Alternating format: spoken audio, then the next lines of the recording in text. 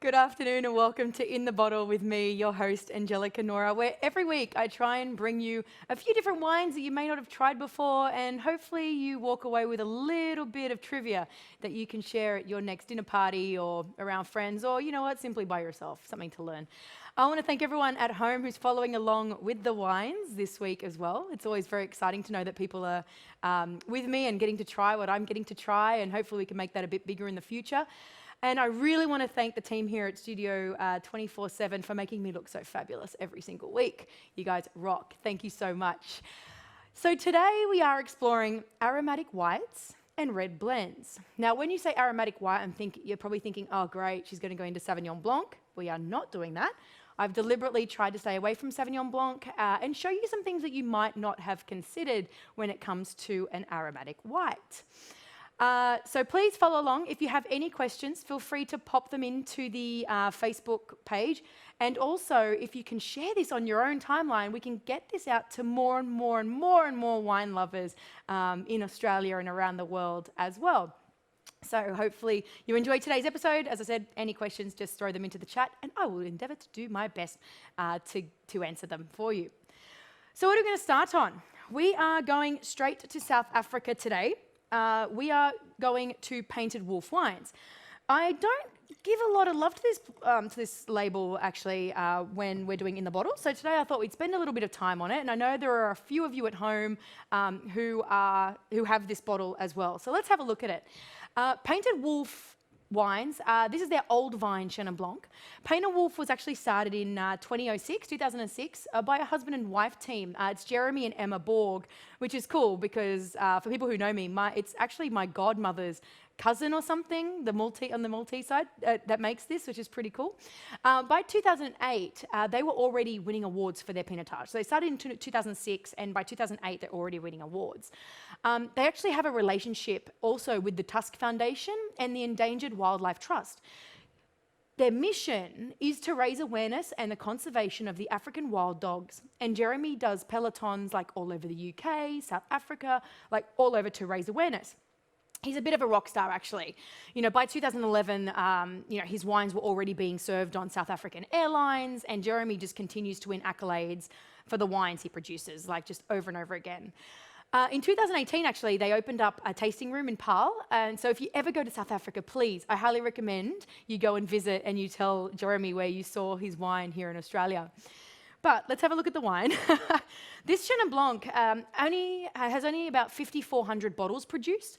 The fruit is harvested from 2 blocks that are 30-plus-year-old. So I know people think, oh, that's not really old vine, but for South Africa, it is quite old vine.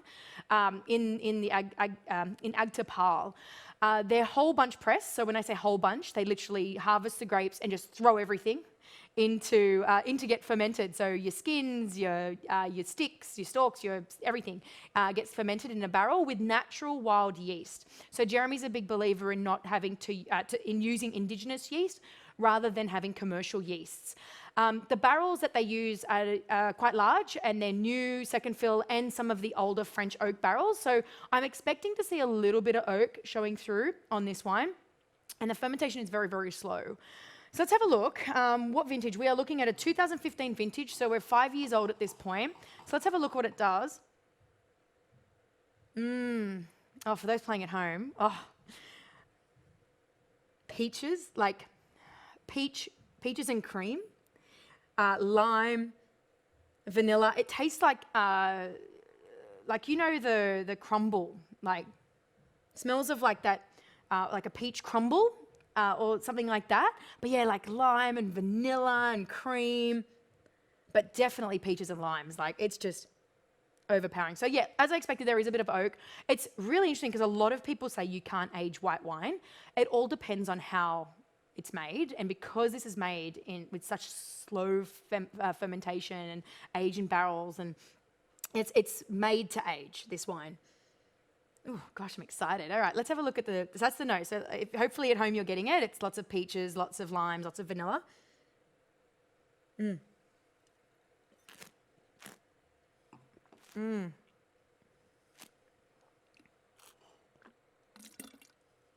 Wow. It is so fresh and zesty. Oh, Still really vibrant, creamy, really nice texture. Oh, it's got this amazing bright acid as well. Still, after all these years, it's like really fresh and and bright still. Hopefully you're seeing that at home. It is a stunning little wine for the age. Wow. So, you know, it makes your mouth water. It's creamy and it's finessed and it's got this extraordinary long finish. That is a fantastic wine. If you've never tried a Chenin Blanc before, because a lot of people say to me, oh, Chenin Blanc, it's kind of like Sauv Blanc. It's too acidic and it's too vibrant. And you know what? Try something like this, an old vine. It's like talking to like your mother versus your grandmother. You know, your mother might have ideas, but all of a sudden you get like these better ideas from your grandmother. Does anyone anyone understand that kind of analogy? But yeah, that's what this wine is like. Absolutely beautiful. Highly recommend it. Jump on it. If you haven't really tried South African wines before as well, like why not? You know, try them out. Pinotage, Chenin Blancs, they are fantastic. All right, let's move over to the old world. Let's go back to the old world. Let's have a look at Marrenon. So Marrenon is a cooperative in the Luberon Ventoux region. So Luberon is a region which sits kind of between the Rhone and Provence. The Grand Marrenons actually come from small single vineyard, which really highlight the terroir. It's situated on like rocky clay and chalky slopes of the Luberon. Slopes are obviously very important because we want the best sunlight. And yeah, as I said, it sits right between the Rhone and Provence. And it's right in the middle, in the heart of this regional natural park, like a heritage natural park. So it means that not only do they produce premium wines in this area, it's recognized as a natural biosphere reserve by UNESCO, which means they can't spray. No herbicides, no pesticides, nothing. So it's as natural as it's going to get. The soils for this particular wine actually give off a naturally small yield. And if you've watched previous episodes, you'll know that the smaller the yield, the better the grapes, okay? The better the quality that we're getting. So the grapes in this is a Grenache Blanc Vermentino. I know people think of Grenache, they think of a red, but there is a Grenache Blanc and Vermentino and a tiny bit of Roussanne, which is very famous for this region. What else can I tell you? So it's harvested in the first week of October. All these grape types just harvested at the same time. They blend all the grapes during the pressing, and then 40% of the blend will be fermented in barrels, which 30% are new. So we are expecting to see a lot of vanilla and coconut kind of flavors coming through. And then it's matured for about 6 months, and then 60% of the blend will be fermented in tank. Why? Because we want to keep the freshness. We don't want the oak to just overpower all the wine. We want to really taste the fruit coming off these vineyards, especially because it's such low yield. Then it will mature on fine lees. So it will mature on yeast for about 6 months before it gets blended. All right, so that's the extraordinary thing about this wine. So naturally low yields from a UNESCO heritage site, very interesting blend of Grenache and Vermentino. I love this. I'm hoping it's as good as the first time I tried it. So, ooh, yum. So on the nose, very fruity, very floral. You're getting all those white flowers again. I keep mentioning white flowers, if you know what I mean, like, you know, acacia flowers and like gerber, like the white. I wish I was one of those people that like knew flower names. Does anyone agree? Like, I just wish I knew, but I know that those particular white flowers, you know, the ones you get for Mother's Day, those ones. But it's also got, again, like I'm getting this peach note again, which is interesting because I got that in the previous wine. Yeah, so it's got a lot of yellow peaches. I'm getting that oak, but it's more of a creamy oak. I'm getting like creamy vanilla, which is obviously from that lees. The oak, even though it's 30% new, I'm not getting a strong oak nose coming through. I'm definitely getting more of that leesy character coming through. All right, let's give it a whirl, shall we?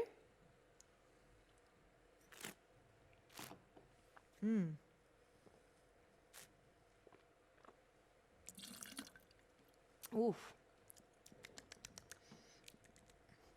That is amazing. I know I keep saying that about every wine, but maybe I'm biased about the ones I'm bringing on. I don't know.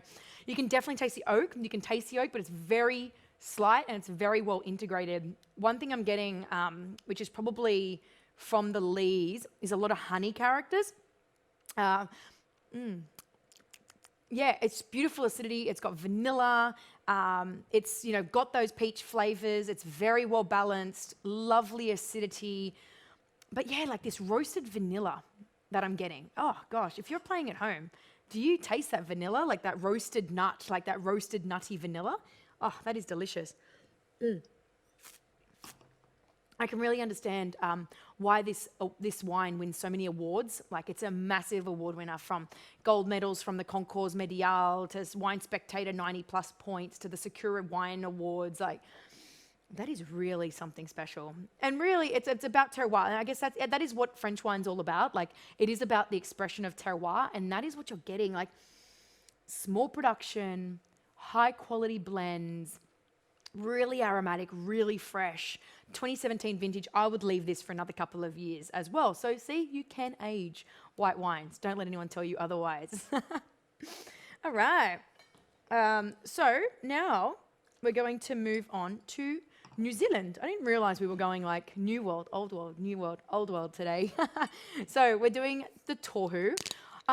Look, I'll be honest, I don't feel like I've given Tohu enough love on this show, so let's focus on a little bit of Tohu today. This is Tohu's, this is the Tohu Pinot Gris, even though we have the Riesling on the backdrop, that's okay.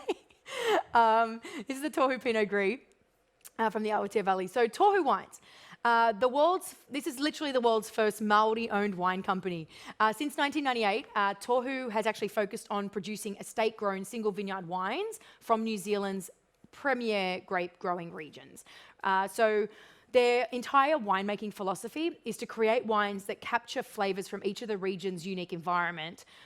But their massive thing is upholding respect and protection of the land for future generations. It's all about sustainability of culture and sustainability of land. It is the original and the first Maori-owned company and operated company, and it really is. It's all over the world. Like, you see it on aeroplanes, you see it in the UK, in Japan, you see this wine everywhere. It's won awards, it's won accolades. Like, it really is a highlight of New Zealand winemaking. And you would have seen, I've done Kuno on the show in the past, and it's a part of the same company. They're based in a place called Te Tauihu, which is in the top of the South Island. I'm sorry to all my Maori friends, because I know I probably said that incorrectly. And what I love about it is that if you're part of the original bloodline of the original founders, part of the bloodline of the original founders, you immediately become a shareholder in the business. So that purpose is to preserve and enhance the culture for present and future generations. It's about a hand up rather than a hand out, which for me, I just absolutely love that story, and hopefully you get something from that as well. So let's have a look at the wine. So this is from the Awatere Valley, which is in Marlborough. So people probably don't even realize that Pinot Gris comes from Marlborough, but aromatic wines like Sauvignon Blanc, like Pinot Gris, but people say, what's the difference between Pinot Gris and Pinot Grigio?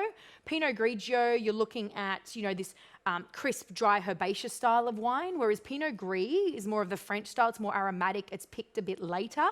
So let's have a look how this is. So it's a beautiful pale gold, like, color in the glass. Like, it's just stunning. 2019 vintage, so we're very fresh. This is, like, I'm not even, like, touching the glass, and I can smell this wine. That is how aromatic it is. It's very fruit driven, very bright. Pear. I'm not even that. Look, I'm not even that far away from the glass. Like, I'm quite far away from the glass, and it's unreal how aromatic this is. It's definitely pear, stone fruit.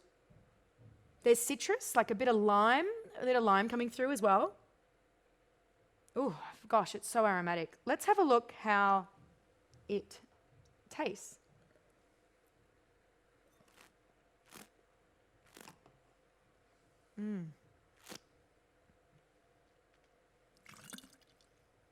Wow. Yeah, Tohu Pinot Gris. I think when people think of Marlborough, they only think of New Zealand Sauvignon Blanc. When you have something like this, which on the palate is like red apple, ripe pear, beautiful smooth acid, like, not that, how Sauv Blanc has this really aggressive acidity, like, it just makes your mouth water. It's ridiculous. This is super smooth on the palate. This actually go really well with food because it's quite richly textured as well. there is a hint of sweetness. It's probably a little bit of residual sugar on the back of the palate. I mean, the guys from Tohu might tell me otherwise, but she doesn't say much about that. No, but like, you know, it's very quincy, like that quince paste. Yeah, it's really lovely, really delicious.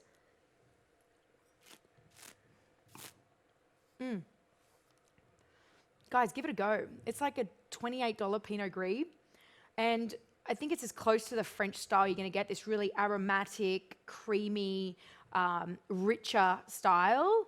Oh, absolutely beautiful.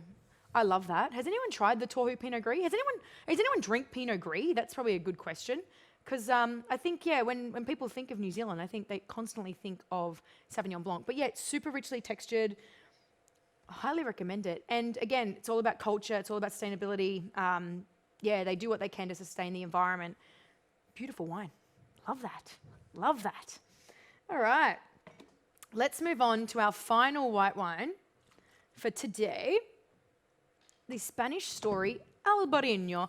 Has anyone tried Albariño before? So I first tried Albariño when I was in Spain. Well, I was in Marbella, and I don't know, I'm always looking for the weirdest and newest wine that I haven't tried before. This is Spanish story. It's a brand that brings together a lot of different varieties, like the main varieties from all over Spain, and brings them into one, like, I guess, approachable wine label. So Albariño is a grape that is from Rias, Baixas, which is on the northwest coast of Spain. It's what they call the Iberian Peninsula. And a fun fact, actually, about Albariño is that it's some of the oldest living vines in the world are Albariño vines, and they're up to 300 years old, which is pretty cool. So if you understand the northwest coast, you know, it's a seaside. You're in the sea. It rains a lot there. It rains a lot. So it creates a very interesting microclimate. But, you know, Albariño is normally loved for its rich stone fruit flavors, and, you know, it's got that little bit of salinity, obviously, because you're right on the coast. But yeah, let's have a look at this. If you do like aromatic white wine, like a Sauvignon Blanc, you are going to love this, all right? You really are. Look at the color. I mean, we are looking at 2017 vintage. So look, we're getting into that more yellow, but really you are going to get that really bright golden yellow color with a greenish kind of glint when you're looking at Albariño, whether it's aged or not.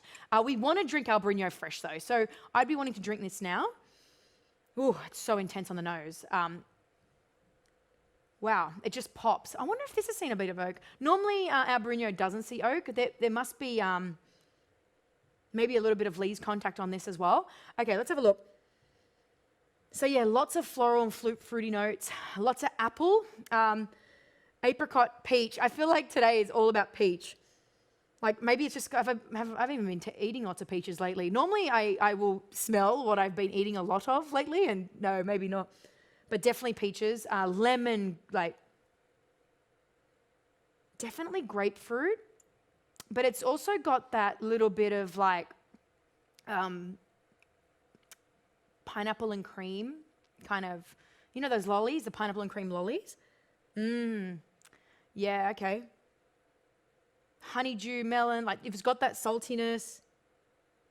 Okay, let's have a look. Give it a whirl. It's actually really intense on the nose. I could probably talk about it, but it's a lot of citrus, a lot of all that. Okay. All right, let's have a look. Sorry, the nose is so beautiful. I just want to keep smelling it. Let's hope the palate actually translates.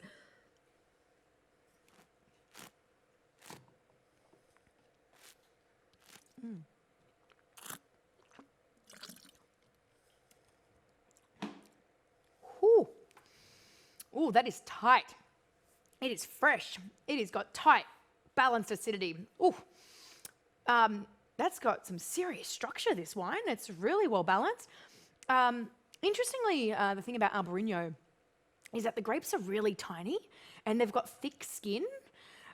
So not only does that make Albariño a lot harder to produce, it results in this like distinct almond citrus pithiness, like a raw almond citrus, like a seed, the seed of the lemon or the seed of the lime, kind of bitterness from the skin. Yeah? Does that make sense? Hopefully if you're trying it at home, you understand what I mean. But there's this pithiness to the wine.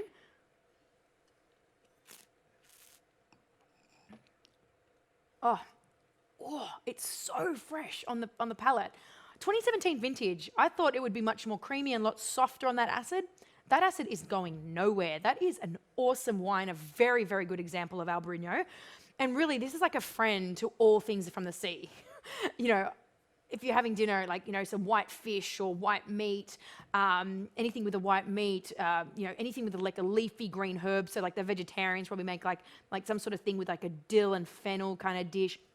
It would go so well with that, like ceviche taco, or like a seafood risotto or oysters or any kind of that sort of thing. I mean, if you don't eat seafood, man, just have it with a semi-hard cheese, I don't know, like Gouda or Manchego or something, you know, just, you know, salty feta, because it's got that beautiful salinity to it. Like, gosh, it's such a good food wine. And I think that we forget sometimes when we're looking at wines that the Europeans make wine to go with food. I think we forget that. Oh my goodness, when you drink it, you're like, wow, like you want cheese and you want seafood and you want like all these kind of things. Oh, delicious. Plenty of options with that.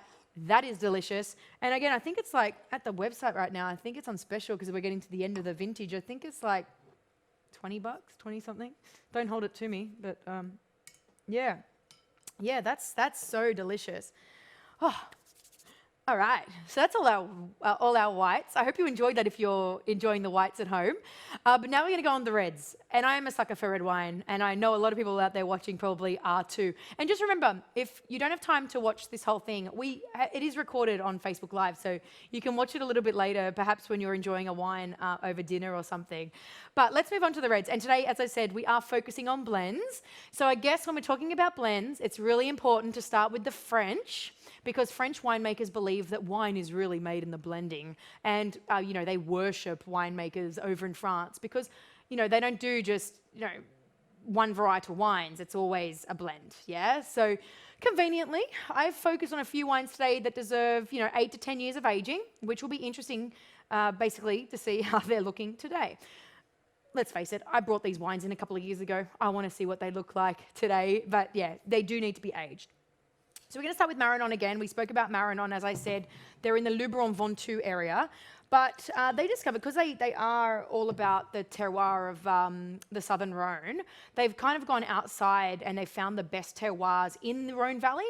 And for them, you know, AOC Plan de Dieu, which is in the Côte de Rhône, it's a Côte de Rhône village, it really won their heart. So Côte de Rhône village, the Plan de Dieu is black Grenache, so 50% Grenache, 50 at least, and then there's like 20% of each, the Syrah and the Mourvèdre. I suck at math, but work it out. It's like at least 50% Grenache, and then the rest is Syrah and Mourvèdre. All right, so French wine's all about terroir. We keep talking about the word terroir. What is terroir? Terroir is all about the ground and the sunshine and everything else that comes with it. So let's have a look. Who likes Grenache? Jammy, juicy, delicious.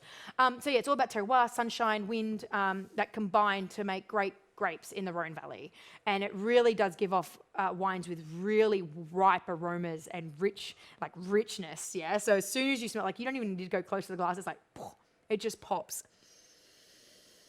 So let's have a look. Let's have a look. So definitely on the nose, you're getting a lot of that black fruit, black currants, raspberries as well, like dark cherry. Getting a bit of gaminess. What's the vintage? 2017. So we're already getting that little bit of gaminess.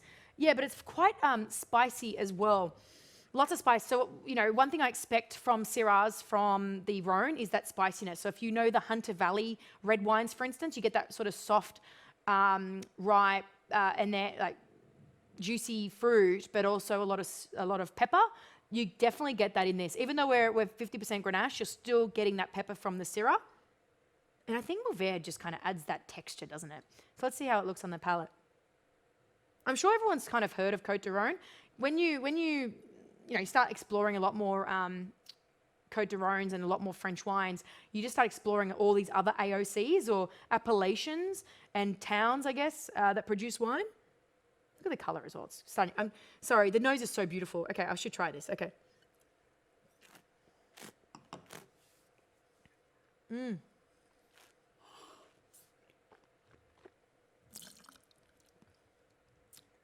Oh, wow. Ooh, super tight acidity and tannin. So for those playing at home that haven't seen this before, what I'm looking for in a red wine is when I drink it, I want it to make my mouth water to make, so it kind of makes your mouth water wanting to go back for a second glass. But then I'm looking for tannin, which is that thing that dries up, like dries your mouth back up, yeah? So you drink the wine, you feel this acidity, like you feel like you need to drool, but then this tannin just like sucks it all back up and makes it very tight in the mouth. And the other thing I'm looking for is fruit weight, oak, and finish. So the finish, like I can still taste this. I've been talking for 25, 30 seconds, and I can still taste this wine. And when I say like juicy, this is juicy. This is like black currants, red fruit, like black and red fruit, which is just stunning. It's got a little bit of oak influence, like that little bit of vanilla, lots of spices coming through, this gaminess, like, oh man, this is rich. If you have a lamb roast at home or like spare ribs, this is what you're going to drink with it. Compared to like just a general Côte de Rhône, which you just drink now, they're light, easy to drink, that kind of thing. This Plan de Dieu is a lot more full body. This is like rich and ripe and ready to drink. But yeah, you could age it 8 to 10 years. This is stunning. For the price, I think it's like $35. Bargain. We have to go back for a second sip. Just make sure it's okay. Just make sure.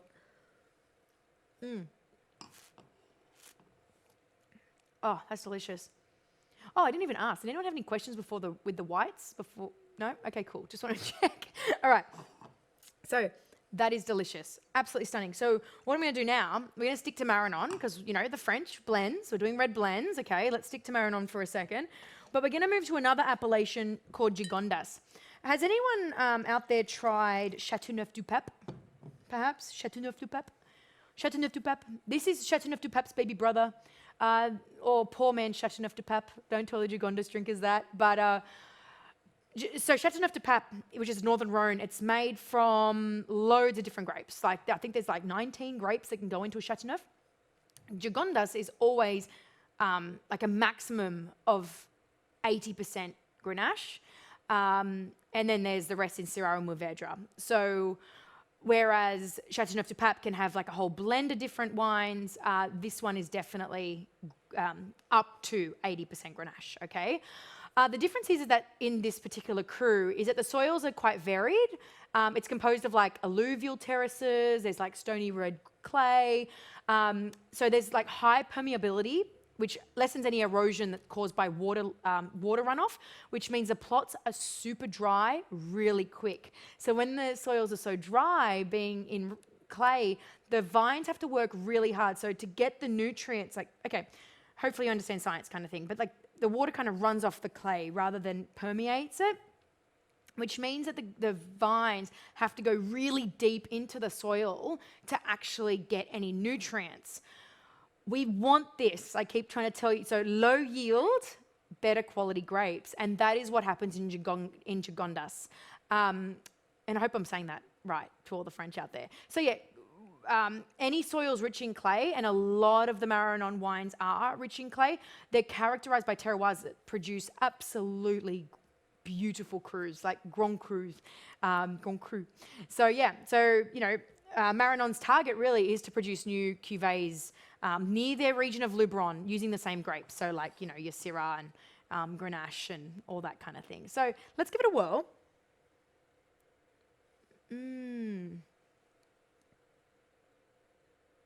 Ooh, so powerful. Like it's super powerful, really aromatic.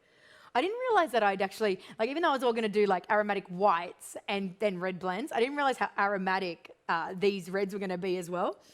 But yeah, so Marrenon, they wanted, same grapes. So they're very famous for doing Syrah and Grenache in the Luberon, but they wanted to have similar soils, but they really wanted to express the terroir and like the specificities of the different terroirs.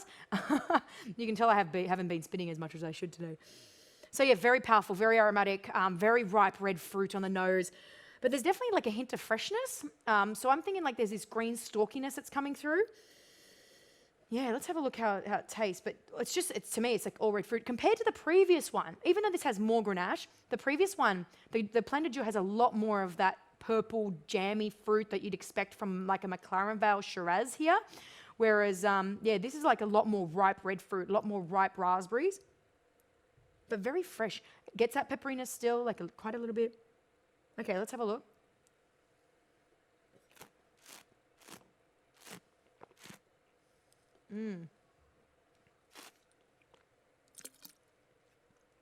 Oh yeah, way too young. Whoa, massive wine. Very well balanced, very harmonious. Wow, like you don't even feel the tannin and the acids. Like they're just kind of, they're so harmonious. You just have to go for a second glass. Wow. Okay, so a lot of people say to me, like, why do you spend money on really good French wine when, you probably get more body and stuff in a cheaper Australian wine? There is an elegance and a finesse to French wine and in French wine blending that I don't believe that anyone else in the world can do. Again, I'd age this for another at least 8 to 10 years. Oh, it's almost, like the tannins are so bitey and so dry, like they're so drying. It makes you, like, you need to go back, like you're thirsty, but there's an elegance to that. There's this, I want to drink it with food. A bit of beef, a bit of like even duck, something like that. This is a beautiful, like well-rounded, like such a great way to understand French wine, if that makes sense. So people will say, like, why would you spend so much money on like a Grand Cru Burgundy?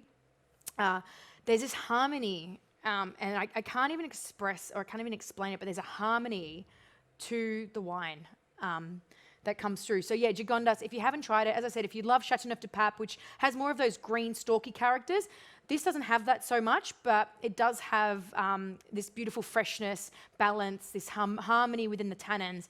Very easy to drink. Like, it's even easier to drink than the previous wine. So even though you're paying probably double the price for this, I highly recommend trying it in a couple more years though, because it's a bit too young. But yeah, definitely potential to age it for like a long time. That was delicious. Does anyone have any questions? And you'll also notice with the French wine, so French wines have, they're all they're all named after the region that it comes from. So when you're starting to do your wine and spirit education, you kind of learn that, like, okay, Bordeaux's famous for Cabernets and Merlots, the Rhone's famous for Shirazes and Grenaches, and Burgundy's famous for Pinot Noir and Chardonnay. You just start to learn those words. So never fret if you're wondering what those weird wines are. They aren't based on the varietal, or most French wine is based on regionality. All right. So now we're going to one of my favorite producers. We're going to head to SENSI. We're going to have a little play on this Amarone de Valpolicella Classico. 2013 vintage.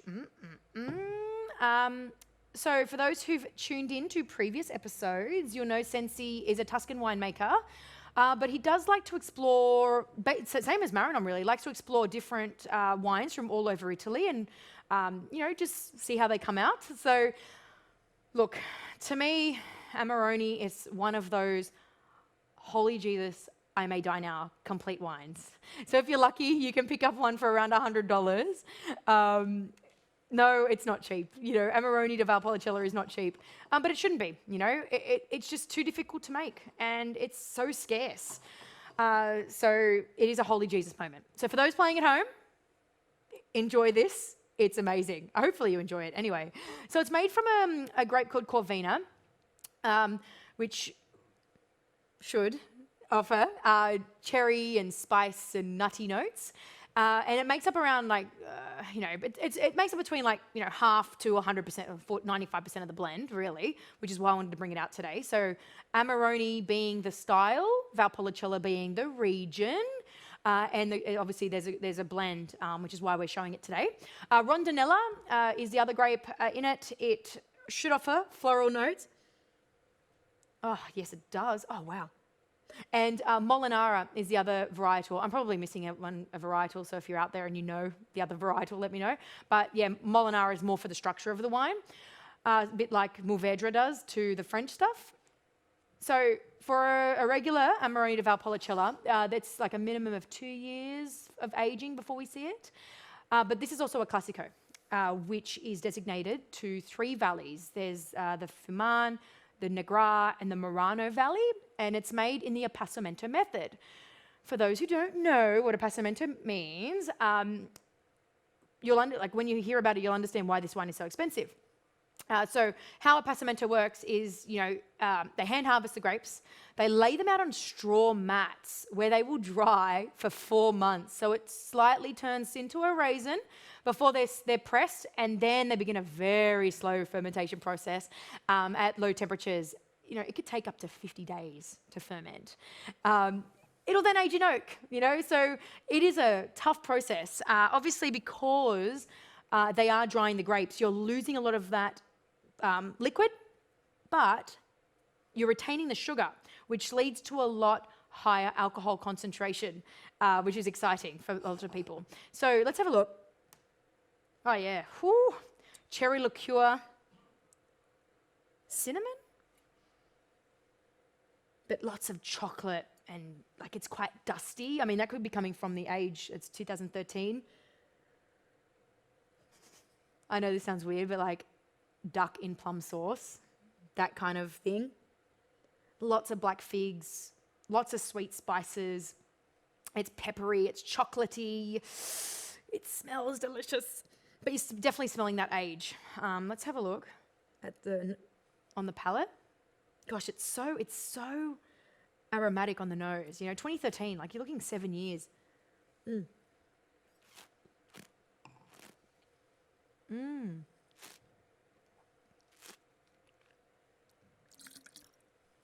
Oh wow, it's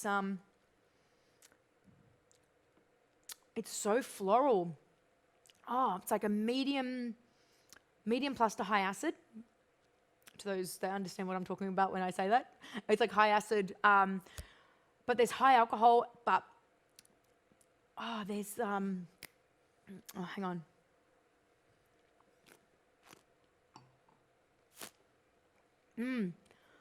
Black cherry, sugar, brown sugar, chocolate,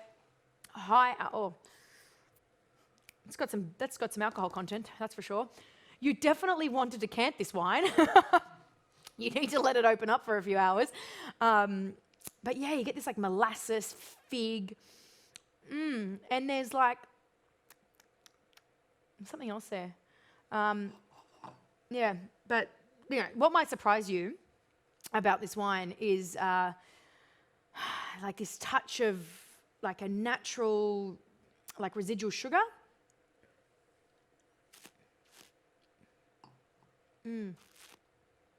But what the residual sugar does is, and the tannin acid, words, the residual sugar will help complement the wine's acidity, because there's a lot of acidity. It's naturally high acidity, but simply because of how they make it, and it really adds to the boldness of this wine. When I say residual sugar, it's 3 to 7 grams per liter. It's a quarter of a teaspoon per glass. It's not a big deal, but wow, this is the kind of wine that I'd have at the end of a meal. I wouldn't actually have it with a meal. I'd have it with cheese and crackers. For those who like de riff, you'll really love this kind of wine. And as it ages, it's going to get more of those chocolatey mocha kind of characters coming through, a lot of oak. Oh, look, it's beautiful. As I said, if you can pick up a bottle of Amarone de Valpolicella Classico for under $100, you're doing pretty well. So that is the Amarone. I just need some water after that one. Yeah, thanks, Matt. I think I just answered your question. I'd have it with cheese. Definitely have it with cheese at the end of a meal, to be honest. It's, amazing. Whew. That was a massive wine. It's always funny, I don't normally have these really, really big wines, but you don't realize the residual sugar and stuff that comes in an Amarone, the high alcohol content. I'm going to be buzzed leaving here. I better sit here for a couple of hours before I leave, hey? Oh, I love it. All right, so I'm using my old friend, the Caravan, again today, because right now we're going to go to Andeluna. Oh, that bottle doesn't look very nice, does it? Hang on. Let me just swap that out. It's an ugly looking bottle. Hang on, there we go. Note to self, guys, this is live. You don't need to see my Caravan anyway. So, Andeluna. This is their Cuatro Cepas, which is probably their most awarded wine that they've had. So I've shared a few times about Andeluna on this show, and obviously you can go back both on YouTube and Facebook to kind of get your idea of who Andeluna is. They're from Argentina, but a story I probably haven't shared is, when the family first got to Gualtallery, they were mesmerized by the mountain that surrounded them. Like when they bought the vineyard, they spent hours just hiking and exploring the mountain, just in order to understand it, to understand the changes, the moments, the secrets, that come from the mountain. And, it was in a conversation on a Friday, just watching the mountain over a fire, someone just said something that just moved everyone. It was like, if only we could put into each bottle a piece of the air of this mountain and a piece of the land and a piece of how she makes us feel every morning when we see her. And that is what Andeluna tries to do in every wine that they produce. To help you really taste and feel the terroir it comes from. I just find Andeluna super romantic. Recently, they've just changed all their labels, so I'm really excited to be able to share this one. Next time you see it, it's going to be probably in a different label. This is really their flagship wine. There's only 2,000 of these bottles made. It's a 96-point and gold medal winner from Decanter. And it's a Bordeaux blend, of Malbec, Cabernet, and Merlot. 50% is made in new French oak. This wine will age for ages. 2013 vintage, manually harvested. So okay, imagine, so you got all this Malbec, you got all these grapes growing, right? So the viticulturists will actually go through during the harvest and pick the rows that will go into the Pasionado. So again, very low yield. So they have 3 levels. You've got your 1300, which is kind of like your base level, like still very high quality, but very base level. You have your altitude, which are slightly better. They make about 7,000 to 10,000 bottles of that. And then this little guy where they only make about 2,000. So manually harvest them in the month of April when, you've got the best polyphenolic maturity. And then they manually select the berries and put them into like a pre-fermentation kind of cold maceration. So the berries in like its cool environment will just kind of macerate together. And then each of the varietals will be put into like French oak barrels for 12 months and aged separately, yeah? So the Malbec, the Cab Sav, and the Merlot, 50% in new French, 25% in first use, and then the rest in second use barrels. The Cab Franc will go into like 60% new French oak. I guess because Cab Franc has higher tannins, they kind of want to soften that out a little bit. And then 40% in, 60% and 40%, my maths is still working, in second use.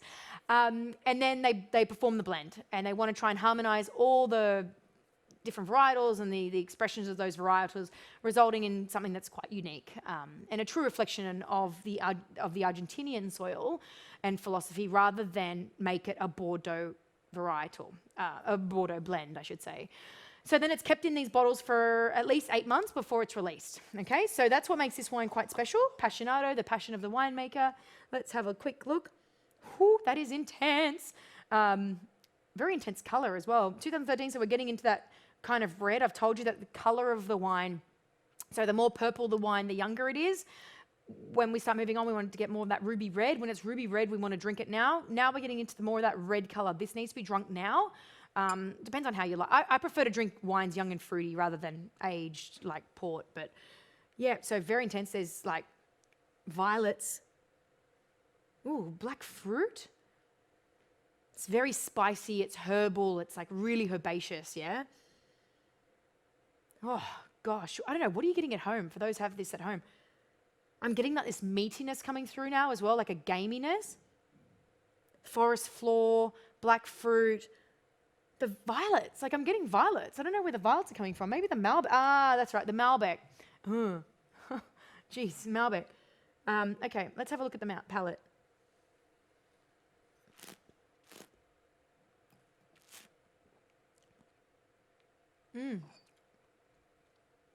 Oh, wow. That tannin, oh, wow, it's so well balanced. It's got such a lingering finish as well. It's very powerful, it's very, very oaky. If you like oak, you'll love this wine. Even though, I said before, 50-60% of the wines only is used in oak, in new oak. This is really oaky, lots of vanilla, lots of that coconutty as well. So, yeah, wow, it's super, but lots of spicy characters, lots of violets, lots of black fruit coming through on the palate as well. this is outstanding. Like if you love like high quality Bordeaux and just want a little bit of a twist on it, you have to try the Cuatro Cepas. This is pretty impressive. Very complex. Yeah, wow. Highly recommend it. And interestingly enough, it's got like a licorice as well, like really aniseedy character coming through. Yeah, wow. Yeah, that's beautiful. So Cuatro Cepas, it means the 4 grapes, Bordeaux blend, absolutely stunning. We have online, I mean, it's not a cheap wine, let's face it. It's such small production and everything, but we're having like National Wine Day on the website at the moment where you can get like 10 or something% off on this wine at the moment. Highly recommend just grabbing a bottle before it sells out. As I said, 96-point decanter winner. Definitely have it with a full meal, like a nice braised beef or something like that. But yeah, if you're a big fan of French Bordeaux, jump on this wine. It is absolutely outstanding. Very happy with that. All right. Oh no, that's it. We've come to the end today. Gosh, that went quick. That went really quick today. Guys, I do hope you enjoyed that installment of In the Bottle with me, Angelica Nohra. If there's anything you need to know, please pop it into the Facebook stream so that I can come back and answer any questions later. If you want any more information on these wines, just email me at angelica@directwinesellers.com.au and I am more than happy to answer whatever questions you have. It is National Drink Wine Day basically this weekend, so I do hope you're grabbing something nice and special. Let me know in the comments what you've been drinking along with me. Again, I want to say thank you so much to the team here at Studio 24/7 for making me look fabulous every single week. And until next week, if you have any ideas of what you would like to see, what kind of wines you'd like to see, I will be bringing on a guest next week to look at something very unique and very interesting. But if there's something you want to see, please let me know because I want you to get as much value out of these 45 minutes that you spend with me every Friday. But yeah, until next week, I'm Angelica Nohra, and I look forward to seeing you in the bottle.